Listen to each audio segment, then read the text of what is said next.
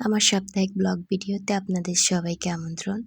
আমার ভিডিওগুলো কেমন লাগে সবাই জানাবেন। আজকে আমি তৈরি করব আলু দিয়ে ফ্রেঞ্চ ফ্রাই। তো সবার প্রথমে আমি আলুগুলো অনেক সুন্দর করে কেটে নেব, একটু লম্বা সাইজের।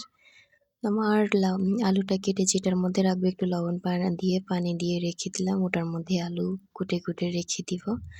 তো আমার আলুগুলো সুন্দর করে লম্বা লম্বা সাইজ করে কেটে নিচ্ছি। আপনারা চাইলে একে ছোট করেও কেটে নিতে পারেন।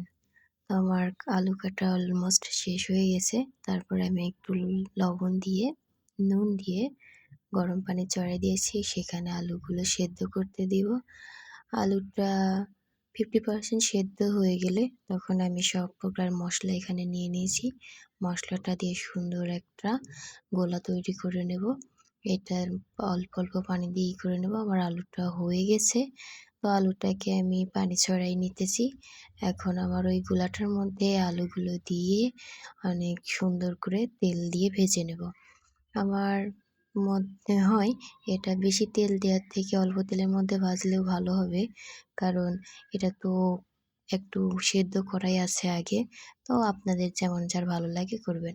আমার সমস্তগুলো ভাজা শেষ। এখন আমি খাচ্ছি, খেতে অসম্ভব মজা হয়েছে। আপনারাও চাইলে ট্রাই করতে পারেন আপনাদের ভালো লাগলে এই রেসিপিটা। আর কেমন লাগলো আমাকে অবশ্যই জানাবেন।